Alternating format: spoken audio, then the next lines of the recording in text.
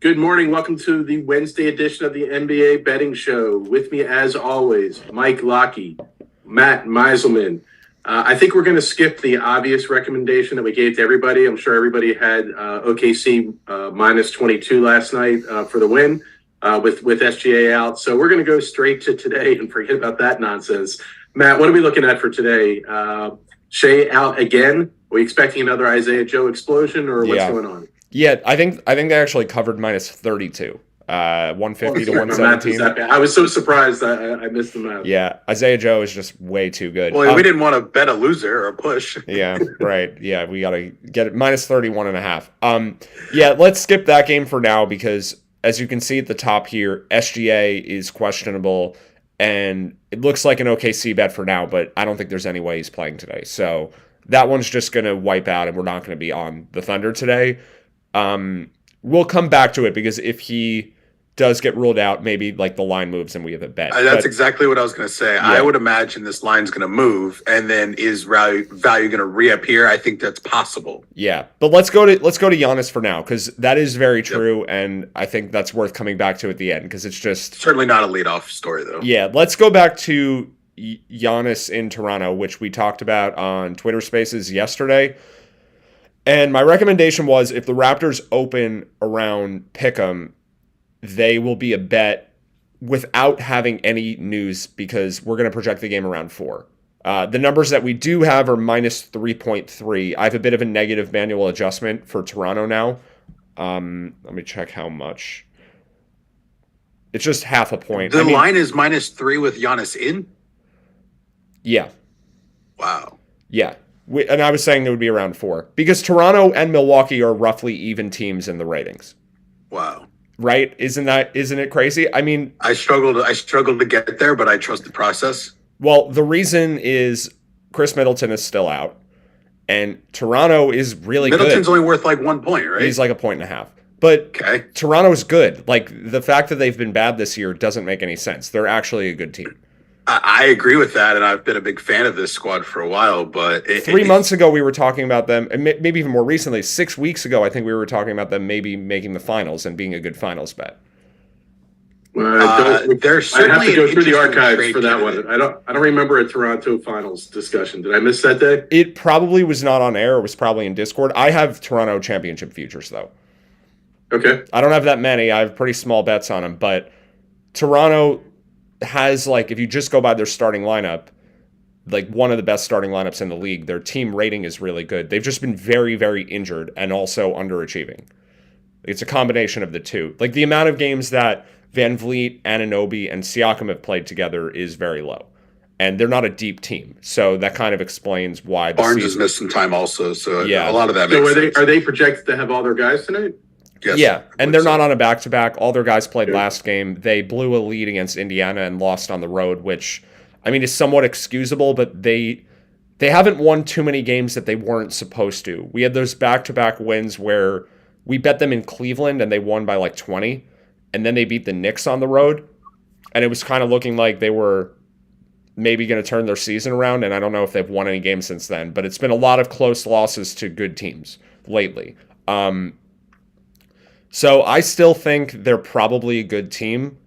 Their ratings have come down slightly for some of their top players, and I do have a slight negative manual adjustment in there, but like sometimes teams just play bad for a while, and then the talent finally emerges, and they play the way they were supposed to have been playing. Are they this year's Boston Celtics? I almost was going to say it, but I don't quite want to say it. But I understand. They're not as good, like ratings-wise, as the Celtics were last year. They're not at that level. Their team rating is about a 5.5, and the Celtics last year were like a 9.5 at this point in the season. And the odds are about 500 in January, just like this, right? Right. So the Raptors turn into last year's Celtics if they trade for someone good. Yeah, I think there is some interesting trade options for that team if I understand the trade market properly. But it does seem more likely that they would trade away players given their record. So I think for right now, they're not doing anything because they probably want to see where they're at in a few weeks as we get closer to the deadline. If they start playing better, they may make an upgrade. If they start losing more games, they may get rid of Van Vliet or Anunoby or I mean, Trent doesn't matter as much, but one of those two guys. So we don't know what's going to happen with the Raptors season. I think it's super high volatility. We'd probably all agree with that the season just has. They certainly can beat anybody on a given night. I guess I'm just if Giannis and Drew are in, my mind struggles to see that team as a 3-point underdog to this Toronto team. I mean, Milwaukee has not been that great this year. They started off really strong. I think that's totally fair. Yeah, like we can. It probably is worth looking into this. Here, let me pull up the Milwaukee team just so we can see the individual ratings of these players. I mean this Brook Lopez Defensive Player of the Year narrative is kind of faded a little bit, right? Yeah, he's number 2 right now. I mean, I still think he can win, but yeah, Jaren Jackson has clearly overtaken him as the favorite. Okay. But Giannis, we talked about how it was weird that Giannis was rated below Paul George a few weeks back. They have about the same player rating. It was always close between them, but Giannis has not had his best year. Like statistically, he's putting up a lot of counting stats, but I don't think he's been nearly as good defensively in recent weeks, which explains why Milwaukee's record, which I think they started the season, it was like 11 or 12-0, something like that. That 11-0 sounds right. They're a 500 team since then. They're 25-12 right now. 24-13. They're like a game under 500 since they lost their first game. So Giannis has not been as good recently. He's putting up a lot of counting stats, but a lot of that is just volume because Drew and Middleton have missed games. But efficiency-wise, it's been a down year for him. Drew's rating is still amazing, and Brook Lopez's rating is still good at 4.1 and 1.6, but the rest of this team is pretty average. Middleton is good, but he's been out, and there's nothing special about the rest of the roster. So, like, they're starting to resemble the Clippers, actually, to a large degree, where you've got, like, George and Kawhi, which is sort of a wash right now with Giannis and Drew. And then the rest of the team, I mean, Brook is better than the Clippers' next best player, but not by that much. And then the rest of the team is just mediocre. Like, there's nothing special about Grayson Allen, Bobby Portis, Pat Connaughton, George Hill. And then we do have George Hill out right now, which means more minutes for Javon Carter and like Wesley Matthews, which does make the team a bit worse too. I'm quite disappointed Jordan Nwora didn't become anything. I thought he could develop into something useful. Yeah, he only has a negative 4.7 player rating, so you know he's doing okay. I agree with that decision to break down the Bucks a little bit further. I think that through time, I think that these teams, it just gets hard to stay on top. It's hard to stay dominant. So imagining Giannis is probably facing a little bit tougher defensive schemes these days than he was earlier in his career. But, that's all just right. I mean, this team, it is a worse version of the team tonight because a couple things are going on. Middleton's out. Ingles is out. We haven't projected out already. It's a back-to-back for a guy who was just out for a year with an ACL injury. Joe Ingles is not playing tonight. And then George Hill is out, so we have kind of a compounding of all of that. So there's some pretty bad bench players already projected for minutes. So on the one hand, Giannis or Drew getting ruled out tonight is worse than normal because the guys that would normally fill in for them are not even playing. You don't have Middleton to pick up the slack. You don't have George Hill and you don't have Joe Ingles, and it's going to go down the depth chart pretty far. Like we just saw this game with roughly this roster where the Bucks got blown out by the Wizards without any of their starters. Even with Brook Lopez playing, they still got crushed. And the Raptors are a much better team than the Wizards are. So there's that element, but I do have Giannis and Drew estimated for a couple less points to go the other way, because they're the tired versions of themselves. So this is a concept we've talked about a lot. Yeah, where it's like the fatigue factor is coming from Giannis and Drew. So we have to unwind that a bit if those two guys don't play. Yeah, I'm looking at Giannis minutes the last 6 games, 40, 36, 35, 42, 38, 37. So he's definitely piling up the minutes, but I also feel, I don't know that this is worthy of a manual adjustment, but it's certainly something looking at. Giannis is a pretty, for lack of a better word, proud player. Mm-hmm. He's not going to be the guy. He's not going to be like an Embiid who's going to talk about, I really want to win the MVP or anything like that. But he does kind of show out when people aren't talking about him in the upper tier. And just these last few games, like I know we're talking about counting stats, but these count a lot. Yeah. 45 points, 22 rebounds, 43 points, 20 rebounds, 55, 10, and 7. That's his last 3 games. Yeah. And one was an overtime loss, and the last were wins. So, yeah, I mean, some of this is to the this. detriment of the team, though. Like, Giannis shot 17 for 39 in Chicago. Like, that's not a good game. That's a guy who just shot the ball on every possession. Who else were they? I don't know were they missing anybody else that night? Drew and Middleton didn't play. So it's not like he deserves blame for this. It's been out of necessity more than anything. So I hear what you're saying. Yeah. If Giannis is playing without Drew and Middleton, I don't think 39 shots is too many. Would you prefer? No. I'm not. Well, that's just, as a byproduct, he's going to get 50 points and still get 50 points in a mediocre game. I think I'm with you. The 20, that game it's the 22 rebounds also that stood out. I mean, he had back-to-back 20-plus rebound games. I'm just saying, he's one of the elite players in the league that hasn't been talked about as one of the elite players. I mean, even on this show, we talk about, yes, Brook Lopez is having a good defensive year, but a lot of that still, I believe, is because of Giannis. I'm just saying it's something where I don't think we can discount when you have one of the top 2 to 5 players in the league feeling a little slighted and playing like he knows he needs to bail his team out. I think it's worth something. So it's just something to keep an eye on. There's only a few guys that, because they feel that way, can actually do something. A lot of guys feel that way and then they ruin their team because they think they're the man. Giannis is not making the team worse ever. Like anytime he shoots is probably better than anyone else shooting. But the counting stats are overvaluing his wins and losses contribution. Fair. Yeah. All right. So what are we recommending based on the Yeah, that was pretty long-winded, but on Twitter Spaces yesterday, my recommendation is if you see a line around Pick'em, bet the Raptors. And fortunately, I happened to wake up in the middle of the night and check, and the Raptors were only like -2.5. So I got 1 unit in at -2.5.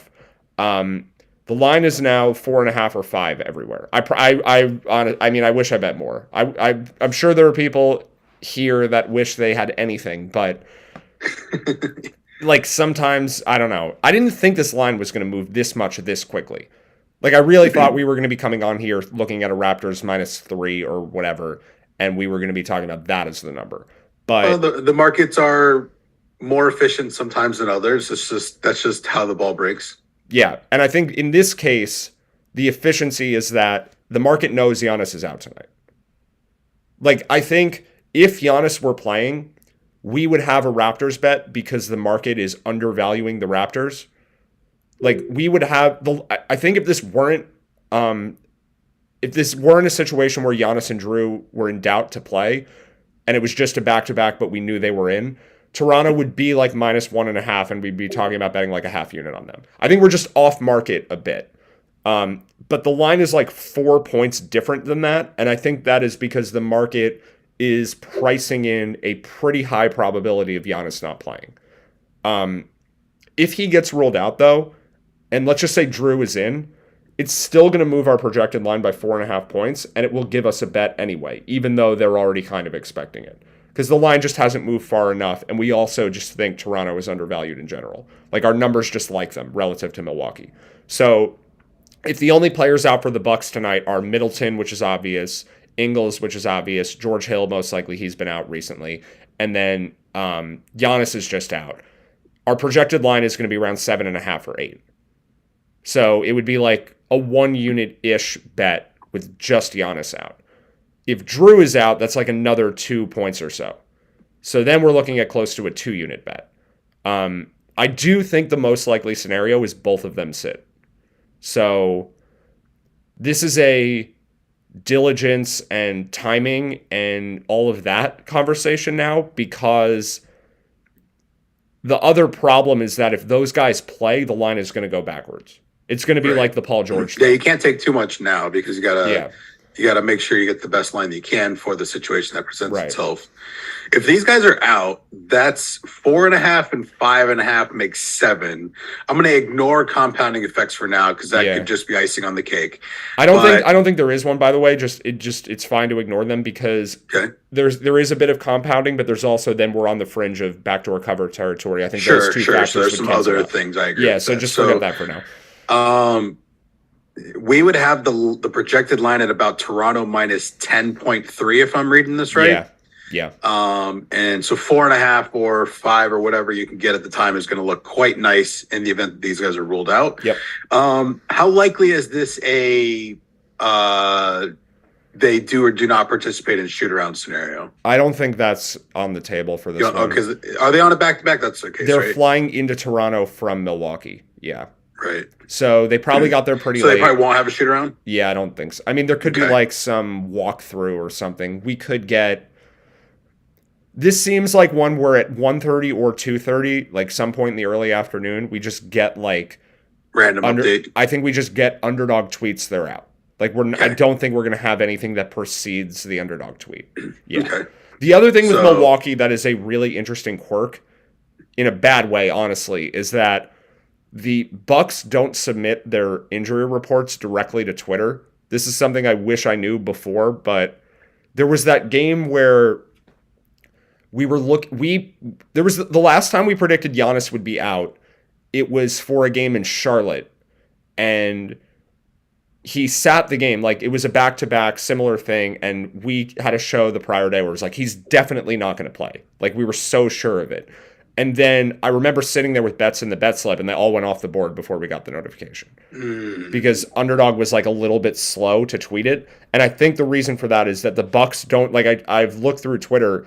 I think the Bucks are submitting their injury report some other way that doesn't use Twitter. Like, can you imagine in this day and age that someone doesn't use Twitter for something? But 2023 already. Come on, guys. yeah, just use Twitter so that we can beat. Are they the sending a news. fax? Yeah, I was gonna say, I maybe. think they got the facts with the shiny paper. Yeah, so I don't know how Underdogs get Sorry it. for but stealing the boomer joke. Hey, Matt, a fax machine is how we used to communicate back in the dark ages. Sorry, go on. what are the okay? Yeah, no, that's good. I remember fax machines. I'm not that What young. was it in Back to the Future where the guy had 3 fax machines in the room because that was the future? Yeah, I don't have any. Am I mixing that up? They're wrong. That's not what happened. Yeah. So the thing that matters here is there may not be it's going to be really quick how long the lines stay up for when we get this update. So this is the tricky ones. Is the long story short, right? It's going to be really hard to do this well if you are busy today. Yeah. I mean, I think there's a high enough chance that Giannis sits that Toronto is a plus EV bet right now, even though we're projecting the line less than the current line. Because I think the probability that Giannis is out today is well above 80%. So if you take in... I think I would vote on half unit now at 4.5. If you do that, though, and you're busy today, that's all you're going to get. I agree. Like, this line is going to be But I eight- think that's eight or better so. than not getting anything. Yeah. Yeah. I mean... Any opinion there, Mike?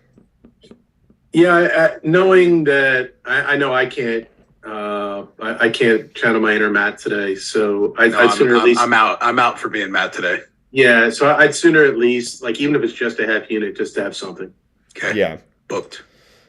Yeah, and I think this may be the best move for most people. Like, if Giannis and Drew both play, our We've projected... gotten more comfortable hedging and trying to move back to the position where we wanted. The other night, there was that 76er situation where Embiid was questionable and then he ended up playing. That one I thought I played well. I had a bet on the other side and then I bet it back when Embiid got in for You're not going to more. be able to do that here, though. If those I two... understand that. Yeah. The But- line's going to move too far if we get them, like, not on the injury report. So you're stuck with, like, if you're not around today, you're stuck with So whatever you got. if they play, what do you think the new line becomes? Like 2. 1.5? I think it's going to move back down to, like, 2. Yeah, it's going to move 2 points or more if we get Giannis playing. But it's still going to be we're going to have a -1 points of closing line value bet in our eyes. I'm sorry, I worded that wrongly. -3 points of closing line value, which sucks. But we would still want to have a bet on Toronto if I could. So I mean, maybe we just leave it alone and say whatever, and like we got a bad line, but we only think that's like a less than 20% outcome, right? So like, there's a less than there 20% outcome where you just have a slightly bad bet. Yeah. But if it goes to -10 as the projected line, then 80% of the time we have a fantastic bet, right? So like it's this weighing of the expected value that I think normally I'm not looking to fire early on these scenarios, but this is one I don't think I want to miss. Yeah, I'll put it this way. If we had something going on today where for whatever reason, like all sports books are shutting down at 11 a.m. and whatever you're going to bet today has to be done in the next 12 minutes, like if that was just the rule for today for some reason, I would bet Toronto. I would just do it now. I think like a daily pick'em game where you submit your picks at 11 a.m. would be really fun. I would just put that out there. Yeah, so Toronto would be my best bet for that, despite not having this information yet. Right. So I think you could even justify a full unit on this because I think it's likely enough that Giannis just doesn't play. And I think it's likely enough that Drew also doesn't play. We'll start with the half unit for now, and everybody can decide their risk tolerance accordingly. Right. I mean, maybe you'll get lucky and the news will happen like now, right now. And then you can and then you can just get it now. Yeah, if it's while we're on the show, it makes it a lot easier. Yeah. It makes it a little harder for me because I don't have as Understood. many things logged in while we're talking, but I think it would be fine. I would accept that. If Giannis got rolled out in the next minute, I'd be okay. I think I'd be okay with that outcome. So that is clearly like the game with the most happening today. I do think the other thing to add here is that if we get player props that show up at any point, it's the same deal. Like I would just bet them. And Bobby Portis in particular is by far the main beneficiary of a Giannis rest game. So we're going to get props on Grayson Allen and Brook Lopez to show up. I'm pretty confident in that. I don't think they see huge increases without Giannis playing. I think they see marginal increases. So, a points, rebounds, assists line for Grayson Allen would normally be like 16 or so. Maybe he's 19 or 18 or 19 without Giannis and Drew playing. Brook maybe goes up from 20 PRA to 23. So they'd be bettable, but nothing where we'd go crazy over them. But Portis, who normally would be something like 11 points and 7 rebounds, we could be looking at 18 points and 10 rebounds. So my mental problem with Portis, I agree with everything you've said. So in my head, I had Portis as not the right guy. And the reason is really simple and stupid.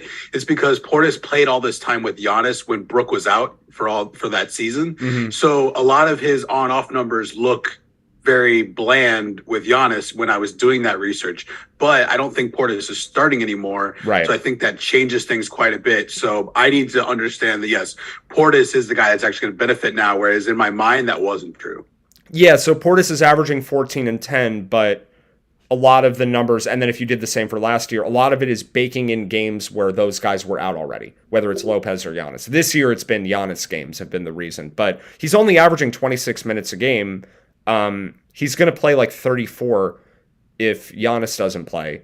And then his usage, the usage hole on this team is massive. But the reason I don't like Grayson Allen or Brook Lopez is neither of those guys really creates their own shot. So the actual biggest beneficiaries are guys like Jordan Nwora and I'm missing somebody. Could be just Javon Carter. Those are the two guys that are going to benefit the most. We're not getting props on those two players. Right. That they wouldn't be listed with Giannis and Drew playing on a normal night at any point, even right before tip-off. We'll get them listed after the news, but their lines will have already changed. So Portis is the one guy where we may get a prop line for him of something before the news, and then those lines would then move up a ton. So Stochastic is projecting Portis. It's not 11 and 7. It's 12 and 9, but I think his actual fair points and rebounds lines would be 18 and 10. So it's a major change for Bobby Portis, mostly from scoring, but he's playing so many more minutes and his usage is going to go up. He is total package. I don't have the full on-off I don't have that in front of me, but I know what his lines usually move to, and he'll have PRA numbers that go from 22 to 29. It's a 25% increase in all of his stats. So that combo would have well above an 80% chance of winning if Giannis weren't playing. There's nothing for him yet, but the later we get in the day, the more likely it is something shows up. So it's I don't want to bet totals with Giannis and Drew out because they're both so good on both ends of the floor. And they're both fairly high pace. So even though I do think we'd probably say both of them skew more towards defense than offense, or at least Drew definitely does. But Right. pace-wise, it's a little confusing. So I want to stay away from game total. The bets I want to make if they're out would be Raptors anything, money line, spread, alt line, whatever, all of that, and then Bobby Portis. Those are my top two priorities. And just for small sample size, but I mean it's 6 games. So he's had 31 games this year with Giannis, 6 without. His minutes per game goes from 25 to 31. Points Okay. goes from 13.5 to 17. Rebounds goes from 10 to 12. Assists goes from 1.7 to 2.7. So that's 3.5. Yeah. That sounds 6, like less 7. than That's the like a effect. 7 increase of 7 over on his PRA. Yeah, and that It's just sounds 3 like games. less than what happened last year too. Like I think he's underperformed in those games. Yeah. So It's a lot. Yep. Yeah. I like the Portis call. So if yeah, I but- see props on him, I'm not waiting for news. Like I'm just going to bet them as soon as they show up. And then worst case, you can hedge or you can just have like it's a neutral bet. If it depends where they're priced, and if I see them, I'll tweet about Sure. it. But yeah, I guess like you'll get a tweet from me if I find a Bobby Portis prop. Got it. It'll be on my Twitter account if I see one. Cool. All right. We're ready to move on to. Is there another game today? No, it's just that game. This is the Milwaukee episode. Yeah, there's no other games. All right. What else 11 we game got? slate, for Christ's sake. Let's go back to the OKC game now that we've done that. Okay. Okay. Okay, so when we did Twitter Spaces, I thought we were going to have value on Orlando. Both Mo and Franz Wagner are out. The team rating for Orlando is really bad today. So I'm happy we didn't recommend a bet there because we were just kind of theorizing. And I don't even know if there were any lines available last night. But SGA, we were talking about him maybe sitting the second end of a back-to-back. And he didn't play last night because he got ruled out late with an illness. And they weren't sure if he would even travel with the team. That was the update we got before last night's game. I think we probably assume that he doesn't, and that will make it so there's no bet at the current number. So there's 2 ways we have a bet on this Orlando game. One is SGA plays, and then we're betting OKC. And SGA would be, the fact that he didn't play last night means on a back-to-back, he's actually rested now because he was out yesterday. Right. So we like the Thunder if he's in, but I think that's a super unlikely scenario. If he is ruled out, though, the line may move far enough towards Orlando where we get an OKC bet later. So we may have an OKC bet if he's in or if he's out, but the line overcorrects. And then I do think there's a way we get an Orlando bet, and that's if SGA is ruled out and then other OKC players are also ruled out. It's pretty funny to think about, though, who the players are that would matter, because it's not the guys that most people would think. We know who it is. Yeah, we know who it is, but We- most we people know don't. it's Let's show Isaiah people who it Joe is. It's Isaiah Joe season. Yeah. Okay, here are the best Henrik player Williams ratings. too, right? What's that? Henrik Williams too, right? Yeah, he's at a 0.2. He's the 4th best player on the team. It is That's right. basically the point of showing this. It is not Josh Giddey. When Josh Giddey doesn't play, the team improves.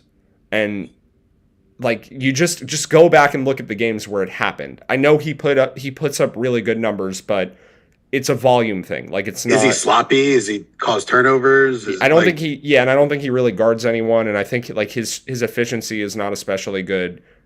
He's gonna be good. Like the talent is clearly there, but his player rating is a negative 2.3, and there are good players on OKC's bench. Yeah, Kenrich Williams, obviously Isaiah Joe, like he is the best one. But if we got Lou Dort ruled out, that's the guy where it starts becoming an issue behind him. yeah. So if SGA and Dort both got ruled out, we might have an Orlando bet. We're not going to get an Isaiah Joe rest game. Like that doesn't. I don't think that happens. He plays like 18 minutes. They don't need to do that. But Dort could be out in addition to SGA. So if those two Right. guys are out, I think we have like a half unit bet on the Magic at -2. Setting my Twitter notifications for Isaiah Joe load management. So I'm ready. Yeah, please do that. What Okay. a time to be alive. Yeah. So, but okay, it's just to keep it concrete with like Sorry. We do care about Isaiah Joe a lot. If there were an update about him, the good news is the market wouldn't move. Would so they we'd have even time. update it? They wouldn't change anything for him. So Would Underdog even tweet this? Like, well, they've been tweeting about Nikola Jovic for the entire season every day. So they probably, I think the baseline is everybody gets to be tweeted about.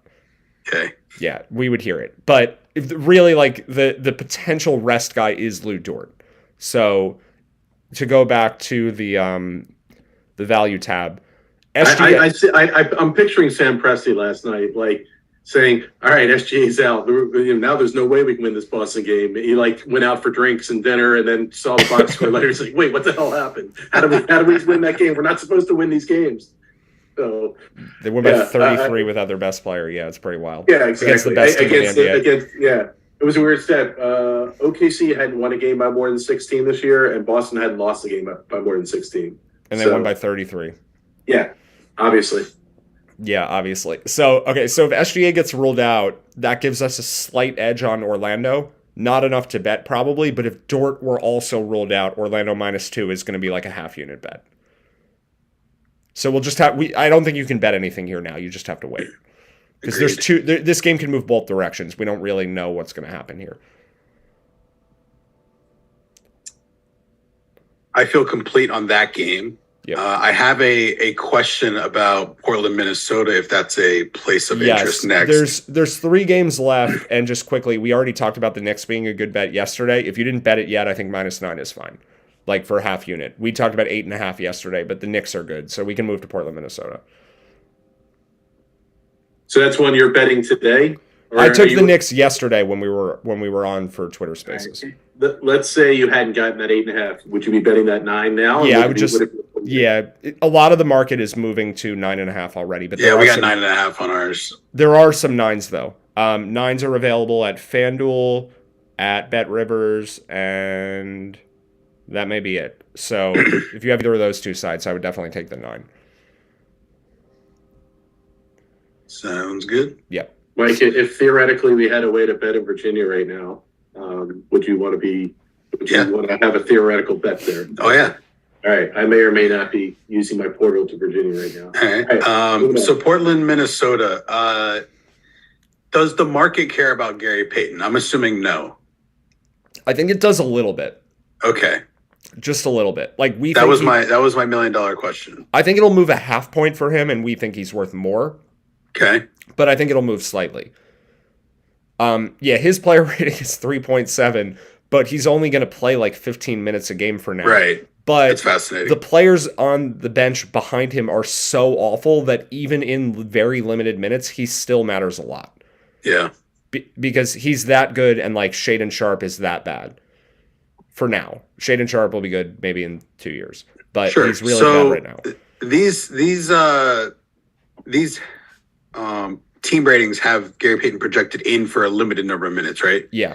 So there could be some extra value in Minnesota if he's out. Yeah, he's questionable with an ankle injury. Has he made his season debut yet? Yeah, this would be his second game, and he already hurt himself in his debut. Great. Yeah. Oh, so he wasn't even out with the same thing? No. He hurt a new thing? Yeah. Great. This is just what he does. All right, so I'm happy he's not Minnesota's about a 2-point favorite in our model. Yeah. If Gary Payton's out, that's going to move it to about 3.5, and we got a line of plus 1.5 right about now. It's about a 5-point gap. I mean, that's a pretty big one. Yeah, and not every site is at 1.5. There's a lot of ones. Even like there's a couple pick'ems around. At least one. WinBet has the game at pick'em, but DraftKings and FanDuel have 1.5. I think. I'm just basically deciding timing for this one. Minnesota's going to be a bet. That's my next question too, because I'm trying to think really long and hard. I think Minnesota sat D'Angelo Russell in the last game. I don't remember if it was for an illness or something else. I'm a little surprised his name's not up here. Unless I'm misremembering that. I think we got an update from Wolves PR yesterday. I'm checking now on my phone, but I think we got their injury report and he wasn't on it. Let me see if we got this again. 17 hours ago, and definitely going to put notifications on just in case, but we got the Wolves injury report yesterday, and Taurean Prince and Naz Reid are questionable. I don't think either of those players really would matter. I'm just looking them up very quickly. Prince has a negative 1.6 player rating. He's projected for not many minutes. He's been out a long time, so whatever. He doesn't matter. And Naz Reid only really matters if Gobert were already out, because he's a slightly negative player rating and he's playing limited minutes anyway as the backup. So those two guys don't matter. And then we got Jordan McLaughlin and obviously Karl Anthony Towns are ruled out. Russell's not on the injury report. So if he gets downgraded again later, like then we have to be concerned. But I think we should be assuming he's playing because we got the injury report from the team. Cool. I just wanted to think that out loud. Yeah. I was a little surprised to not see his name also. This is definitely a public bet on Portland today.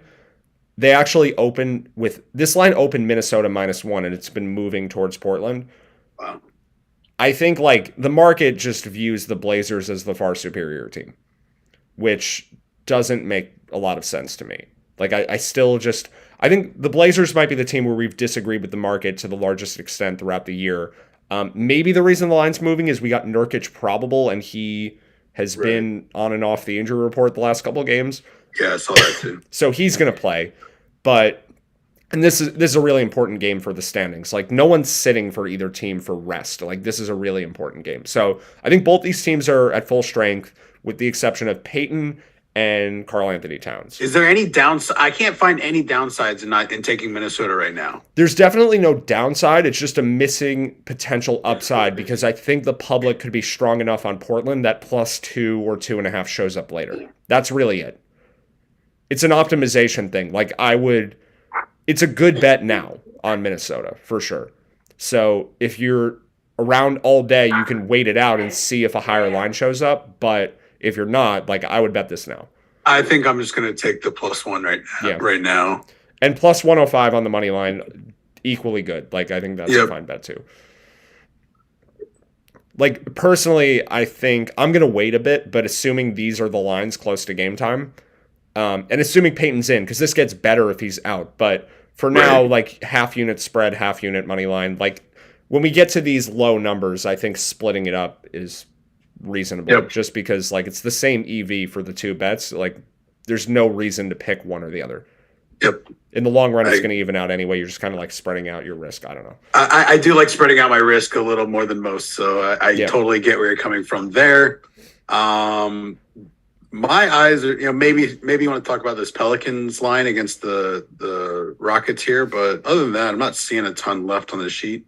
Well, we're about to get Evan Mobley at shoot around, which we again don't care about because he's worth no points. So just let's ignore that. Is that going to move it more favorably for Phoenix? Yes, but I don't think we have any value there anyway. Let me see. Actually, I shouldn't say that. Yeah, if that line gets up to like 5.5 or 6, that could be 5.5 or 6 with no extra news. I think that starts becoming interesting. Yeah, so we'll keep an eye on that if the line shifts. But for now, I'm not looking to bet that one. New Orleans, I think, is a bet, and this is a classic Pelican spot for us where their high profile and names are out, but Jose Alvarado. It's Jose Alvarado season. Yeah, and they also like. Their backup forwards are good too. This is a really, really deep team with Trey Murphy and Larry Nance is out, but Herb Jones, Trey Murphy, Najee Marshall, Dyson Daniels. So we're going to take a little nibble at -7 here, I think, right now. I'm not seeing much downside left here either. Yeah. Again, this is from my not being able to sit around all day and sweat news perspective also. Right. Yeah, I think, like, could this line fall to 6.5 at some point and you get a better number later? Sure. But this is like a half I unit. may add on then, right. Fair. Yeah, I think that this is a bet now. It's not a full unit bet, but it's somewhere in between. Yeah, I think it's a pretty good one. The only other game after this that I'm watching is Atlanta-Sacramento. Well, we do have LeBron questionable, but I honestly think it's total nonsense. Like, LeBron is playing. This is just the Lakers are in this mode now. I don't know if you guys remember it from last year, but LeBron was questionable for like half the season last year and played almost all the games. But the year before that and the year before that, he was questionable all season, both seasons, and he played like some of the games. So like, yeah, although I think that year he was like, Yeah, maybe I don't remember that one anymore. It was too long ago. I don't know. I could also be making stuff over again. Yeah, I don't know. But last year, the one I definitely remember All right, is so this, the Kings he are on a kept back-to-back. playing- We haven't yeah. talked about that at all. I agree. You had mentioned this on the Twitter Spaces, I think. Mm-hmm. Would it be surprising if Sabonis gets a day off because of his hand? I think no. Yeah, so I'm just the only thing that's been going wrong in betting lately is the Jazz. Because we've been doing pretty well, I think. But Utah, this 5-game losing streak is just it's killing me. And last night's game, for those who didn't see it, Markkanen made a game-winning 3 at the buzzer, and it was a tenth of a second too late. So that was unfortunate. But the thing I'd said on Twitter Spaces was if the Kings win a close game, they could give Sabonis a night off, especially because last night's game was super important for the standings, and tonight's doesn't matter. They are going. It's going an Eastern Conference opponent. Yeah. It doesn't change much. Yeah. And Sabonis is hurt. Like, we know that already. He has an injury to his right thumb. So if there's any sort of swelling, like, they could just sit He him. did get his 38 minutes last night too, so it was not any. So obviously, it was a competitive game, but they didn't cut any corners for him. So Yeah, he played a lot. He was on the ground the whole game. He's a very physical player, and yeah, his minutes were up there. So as far as like a Kings rest game, we really only care about Sabonis. Like, Fox matters a little bit, and if he were out, we'd have an Atlanta bet, but it wouldn't be a huge one. But like, Fox's player rating is 0.8, and Sabonis is a 3.7. And the reason Fox is low is just his defense is bad. Like, it's just that. Like, no one talks about De'Aaron Fox playing defense. I don't know that we're like breaking any new ground here to say that he's a bad defensive player. Like, the Kings have been an okay defensive team, but it's not because of him.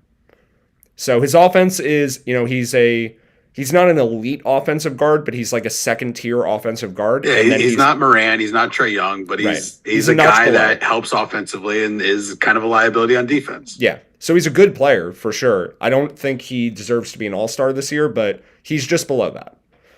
He's pretty good. But Sabonis is like the thing that makes this team work. And if he's out, we certainly like Atlanta. Like, his estimated impact, especially given who his backups are. I mean, Alex Len started the last time Sabonis was out. And Rashawn Holmes those guys are not good. Alex Len has a player rating of -3. I'm looking at Yep. And Holmes is, where is he on here? -2.5. Okay. And then we're going to get more minutes from like Trey Lyles and Chimezie Metu and KZ Okpala. Like, none of these guys are. This would be a pretty sizable bet on Atlanta, in my opinion. And also, Kevin Huerter was questionable up to yesterday's game. I think it makes sense that he played. Like, yesterday was the game that mattered.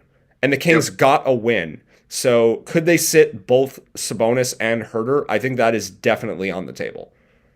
Herder in the revenge game? Oh, yeah. That's a good. I don't think that matters. That's just a troll. Yeah. I mean, it may matter in that if he plays, he may shoot a little more. But if he's hurt, they're not going to play him. Understood. So I don't know that there's always a revenge game when guys end up in a better situation, making probably more money and getting more shots. Yeah. I don't know. I don't know that. Have you ever left a job and gone to another job and been like, you know what? I'm thankful for that previous job. Not a single human has ever done that in their entire life. I've done that a lot of times. I'm just saying, I think Kevin Huerter, when he looks at it, he's like, yeah, I don't have to sit around and watch Trae Young dribble around and shoot 40-footers. I'm involved. I get to move around. They look fun. Okay, so even if it's just that, he's like, Trey's a douchebag. Like, screw this. Like, there's some competitiveness It also, in there. it is his former home crowd. It would be different if they were playing in Sacramento. It's his former fans. They are in Sacramento, I'm seeing. Oh, okay. Okay, then yeah, I have that wrong. Fans. It's his current fans. Yeah, this isn't going to matter. Yeah, I agree. He's not going to play because of Atlanta. It would be different if they were. This is a coach's choice. This is not the player's choice. give me the pain shot. I got to play. Right. If they were playing at Atlanta, it would be a conversation. It's not a conversation because they're at home. Got it. Agreed. It's a funny conversation, but it's not one we have to care about. So I do think I actually think it's probably above 50-50 that Huerter is out tonight. Just back-to-back, and he was on the injury report yesterday. And even though they're at home tonight, they're flying back home from Utah. So they are traveling for the second leg of the back-to-back. Sabonis, we'll see. But if both guys are out, Atlanta looks really good. And I hate betting on the Hawks because they never win lately, but like we're just going to go where the value is. Like the Hawks are clearly now undervalued because of recent performance. They're still a really talented team, even without Clint Capella. So is there anything you're looking at for futures right now? I feel like we're probably pretty wrapped up for the day. Or I guess, is there anything else either of you want to touch on today? Or is there any futures you've been looking at? Is just anything else on your bet slips? Well, Warriors plus 900 for the division from 3 days ago. I'm pretty happy about how that's been going. They're like 3-1 now. That has changed really fast. That was the Zion injury was part of that too, right? No. That was just because of a bad line. I mean, it was mostly the Booker injury, but then the books only adjusted the Clippers and not the other teams. Right. And then the Clippers started losing. Oh, actually, it is relevant to bring this up. I haven't seen an update on this yet, but Paul George re-aggravated his hamstring injury at the end of last game. There's been like no further report on that, but George is probably going to miss some more time. So certainly bad for the Clippers. He's really good. Yeah, Paul George has like a 6 player rating. And 538 right now has the Warriors projected for as many wins as the Suns. With I checked this yesterday, so we don't have to look at this again, but the timeline estimate for Curry that they have is him returning 2 weeks from now, which I think is pretty much in line with the initial estimate. Yeah, I feel like it was a couple weeks ago that it happened, and it was like a 4-week injury. That feels like somewhat in line. So even though the line is only like in the 300s now, I think we're still potentially looking at even more value on Warriors division bets. Well, especially now that Klay Thompson seems to have remembered who Klay Thompson is. So, yeah, can't discount having another. What kind of sample size is he coming back to life in? 154-point game is good enough for me. It's not for me. I just don't like him because of the finals. I can't. I have nothing else to add. Aww. You don't like him because of what? Last year's NBA finals. Oh, sorry. Sorry, everything comes back to the Celtics. By the way, the Raptors are now. There's no more 4.5s, and a few books are up to 5.5 already. Bet Online is 4.5. That's the only one. Like Giannis is. I would be so surprised if he plays tonight. I think it's like 8%. That's where I'm putting it now. The market. You heard it here first, kids. The market moving is a tell. Like there are people who are similar to us that are also thinking the same thing. No one is like us, but there are people with similar ideas that are thinking the same thing today. Oh, there's probably people like us, but it's probably one guy that's, doing it all himself and has no friends. Yeah, that's not like me at all. Hey, by the way, just to be fair to Klay, last 3 games, 54, 31, 29. So it's not just a 1-game sample size. Okay. And shooting right around 50% in all 3 of those games overall. He's been good. I mean, yeah, I'm not putting. 40, looks like an average of like 44% from 3. Which player are we talking about again? Klay. It certainly doesn't hurt that he's been playing well, but as far as like adding more, there's 2 things I'm looking for to add to a Warriors bet. One is an update about Paul George being out longer. Like he may only miss 1 or 2 games, but if we get an update that he's going to be out for like a month, then I'm probably going to just bet every other team in the division. Like the Clippers are not going to be good without him. Yep. And it's unfortunate because the Clippers division bets were looking really good like a week ago or even more recently than that. But yeah, okay. I've bet on every team in this division at this point besides the Lakers. So an update about George or one that Curry is coming back sooner would warrant a Warriors division bet at anywhere between like +3 and +400. Got it. And all then, right, anything else? Yeah, and then there was one other future, which I think was the one. Yeah, the Zion injury. That's what we also. So we had talked about. Do you like Grizz -200 to win the division? They were +110 on MGM yesterday. That was why I tweeted about it. Very much. Yeah, I tweeted it yesterday. I don't know. I don't know what to do. I don't think that number is good anymore because the Mavericks. Yeah, fair enough. What are you seeing Dallas at? Let's see. Dallas 450 or 500. Yeah, that 500 potentially is interesting, but I'm not going for it yet. It was Yeah, I think 600 and it's moved for the Zion news. I think Zion is not as good as the market thinks, but the Pelicans were overvalued before. Yeah, I think the Grizz are better than the market thinks too. Right. Was one of the problems. Right. So those things sort of cancel out. Yeah. No, not breaking news here, but so many of these teams that we're talking about, they could be looking drastically different. Dallas is certainly one that I got to think is going to make a move to do something to take advantage of the season that Luke is having, to put somebody better around him. So there's so much that could change and since things are so bunched up this year, it probably makes sense to hold off until at least we see, like even that Toronto conversation we had earlier. Wouldn't surprise me if they're sellers. Wouldn't surprise me if they're buyers come trade like that one time. So we'll see. And then one more future thing to just revisit very, very quickly before we jump off. The Mavericks have won. How many games in a row is it? Let's see. 7? Yeah.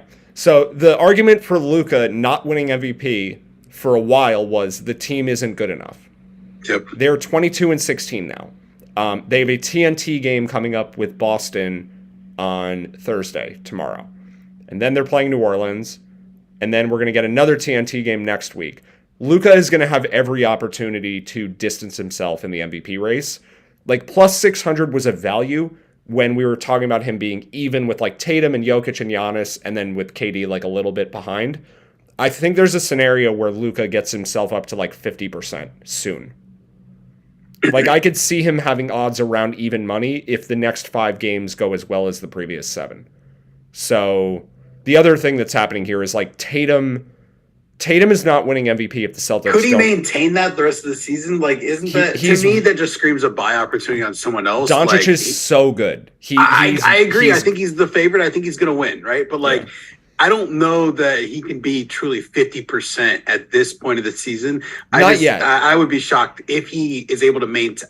Like, I don't know that anybody maintains MVP all season long. Like, there's very few guys that he's just only dominate. He's only just taken it over as the favorite. He was 4th in odds for like. Tatum is tailing off quite a bit, unfortunately, and I definitely did not see it coming the way that it has. Yeah. Well, I don't think Tatum can win. Tatum can't win if the Celtics aren't the 1 seed. Like, I don't think that's a binary rule, but I think it's pretty much true. I think there's some correlation there.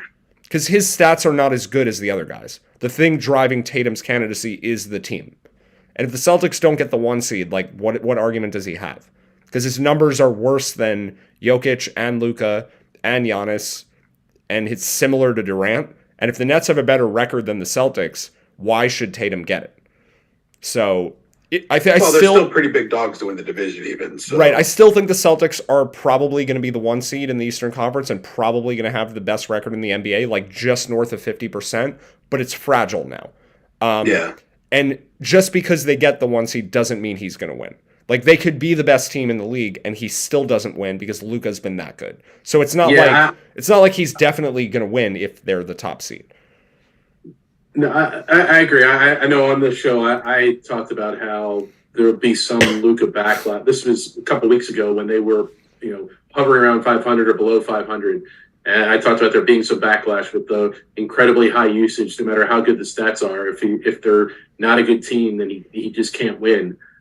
They're in the mix now. If he's putting up stats like that continuously and they're anywhere within 5, 6, 7 games, he's not going to get that the backlash of hurting the team. No, I think it's over now. Like, they would have to go on a losing streak for that to return. Like, no one remembers Kendrick Perkins saying that Luka's team isn't good enough when they were 13-14 like 2 weeks ago or 3 weeks ago, whatever. Nobody remembers anything Kendrick Perkins says. That's also true. Yeah. But I think it was an opinion that was held by more than just him. No, I actually know the clip you're talking about somehow, but yeah. Well, I think I was tweeting about it. But yeah, no one. There were other NBA pundits on ESPN or wherever talking about how like Luka's team wasn't good enough and that was going to prevent him from winning. And what I was saying at the time was, yeah, for now, but they're probably going to start winning because their team is pretty good and Luka is that good and they're just going to start winning. So there is a chance, like right now, I would say there's about a 30% chance that Luka wins MVP. Like, I think he's a slightly plus EV bet at like 3-1 or 280 or whatever. I'm not adding anymore because we've already talked about betting him enough. And I think most listeners probably have some bet on him already. But if he beats Boston on Thursday with another really good stat line, he probably goes from like 30% to 40%. Like, these games move the needle a lot. And then if he continues the hot streak, I'm not saying he's anywhere near 50% yet, but I think he can get there by next week. If he has like a few more dominant games in a row after beating the Celtics. Like, if this win streak gets above 10, it's going to start looking really, really good for him. Does any part of you think the market gets irrational, though? Yeah, I guess at some that's the point. point I'm saying. If he was if he was even money right now, or even let's say 3 games in the future where he puts up another 45, 12, and 12 per game, or who knows what, right? Like, Yeah. even if he does that 3 more times, that just feels like the market's going to become irrational at that point. That's fine. Yeah, but I think the odds will lag behind that a bit. Like, there can be maybe two. I'm saying the odds will become irrational. Yeah, but I don't think I think it's going to take a while for that to happen. Fair enough. Yeah, like if they go on a 12, if they turn this 7-game winning streak into 12, and then he's like minus 120, I'm not betting him at that number, but he's almost plus 300 right now. So 1 or 2 more wins, I think, makes the current number really good. But I'm not adding yet. This Boston game is big. That's all I wanted to highlight this for. Understood. Yeah. He's going to pass. just- He's going to be well ahead of Tatum if they beat the Celtics next game. Yeah, I did just do a quick check to see if they had a game coming up anytime soon against Brooklyn, but they've already played their 2 games against Brooklyn Oh, okay. and beat them both times. And I'm looking for Denver too. I don't see them on the upcoming schedule. They don't play them until mid-February. I just say it shows how deep the league is when you're talking about a guy that's having numerous guys are having historically great seasons. I mean, Durant's going to potentially end the season with one of the best shooting seasons ever, and might not crack the top 3 of the MVP list. Yeah. Jokic is having a ridiculous back-to-back-to-back season and might not win. Giannis keeps getting dissed. It's not even being in the match. Like, the league is deep. Sorry to all my old head friends who still want to talk about the 90s, but Yeah. Jordan would score 90 in this league. okay. Yeah, he might. But like, Embiid's averaging 34 and 10, and he's not. We don't even mention him. Jordan would be on the excluded list for hanging out in Atlantic City too much. There's social. There's more cameras than social media. Yeah, dude, he would not survive cell phone cameras. All right, there we go. We'll end on that. Yeah, let's end on brilliant analysis note from all of us here. All right, anything else, or are we doing the old Watch the Preaching Sense Twitter account? Watch the Twitter account. If I see a Bobby Portis prop, I will let everyone know. Keep an eye on Giannis news. Just another reminder, like, we're in this season of illnesses being everywhere. Like, the SGA thing yesterday was out of nowhere. That can happen to anyone on any team. So just paying attention to everything, basically. Got it. Stay ready. Mm-hmm. All right, sounds good. Tomorrow, same ish time. Same bad time, same bad channel. All right, sounds good. See you guys tomorrow morning.